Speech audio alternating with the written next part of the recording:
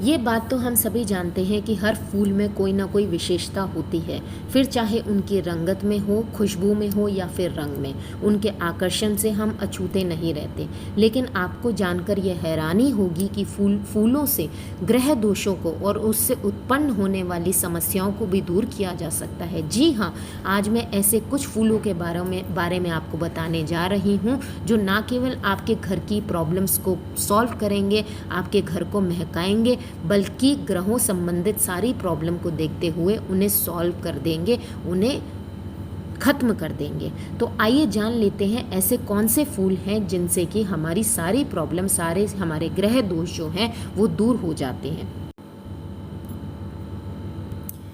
अब हम बात करते हैं गुड़हल के फूल के बारे में। इस पौधे को मंगल ग्रह का प्रतीक माना जाता है। यदि किसी व्यक्ति की कुंडली में मंगल दोष प्रबल होता है तो गुड़हल के फूल को प्रत्येक मंगलवार को हनुमान जी को अर्पित करने से यह दोष दूर हो जाता है। इसके अलावा अगर संपत्ति की बाधा या कानून संबंधी समस्याएं भी होती हैं तो हनुमान जी को नियमित रूप से प्रातःकाल गुड़हल का फूल जो है वो अर्पित करना चाहिए। इससे कानूनी और संपत्ति संबंधी बाधाएं दूर हो जाती हैं। इस पौधे के इसी गुण के कारण इसे घर में लगाना भी शुभ माना जाता है।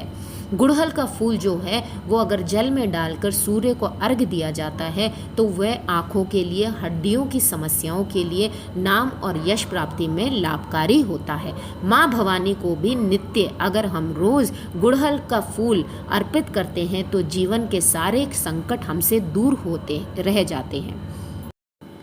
अब हम बात करते हैं हरसिंघार के फूल की। हरसिंघार का पौधा जो है वो चंद्र ग्रह से संबंध रखता है, जो अपने आप में ही शांति और ठंडक पहुंचाने वाला ग्रह है।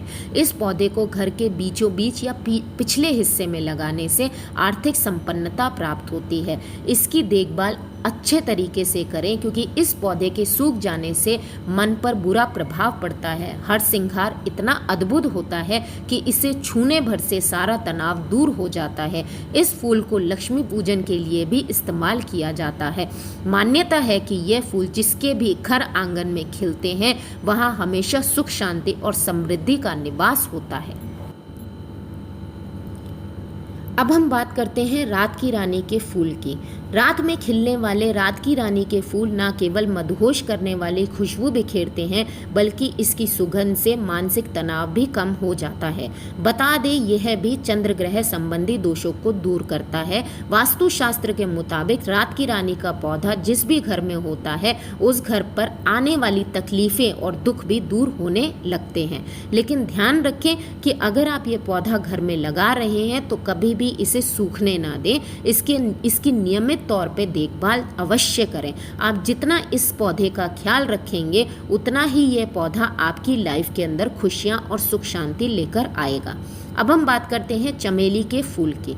चमेली का फूल भी एक चमत्कारिक फूल होता है।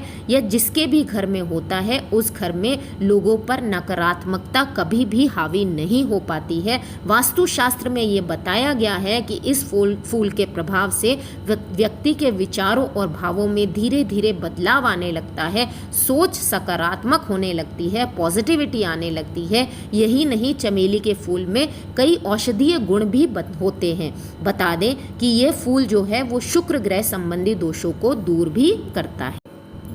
अब हम बात करते हैं गेंदे के फूल की। वास्तव में गेंदा एक फूल नहीं, ये छोटे छोटे फूलों का एक गुच्छा होता है। गेंदा कई प्रकार का होता है लेकिन सबसे ज़्यादा फायदेमंद जो होता है और महत्वपूर्ण होता है वो पीले गेंदे का फूल होता है।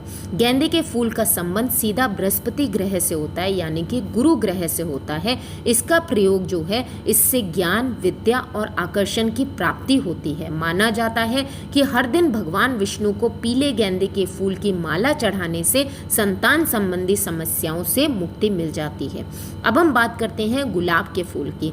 गुलाब का फूल रिश्ते पर सीधा असर डालता है। पूजा में लाल गुलाब का ही प्रयोग किया जाना चाहिए। लाल गुलाब मंगल से संबंध रखता है और इसकी खुशबू जो है वो शुक्र से संबंधित होती है। इस फूल के प्रयोग से प्रेम, आकर्षण, रिश्तों और आत्मविश्वास का वरदान मिलता है। गुलाब देने से रिश्ते मजबूत होते हैं, प्रेम और वैवाहिक जीवन सुखद हो जाता है। माना जाता है कि लक्ष्मी जी को हर दिन गुलाब अर्पित करने से आर्थिक स्थिति मजबूत होती है, अच्छी होती है।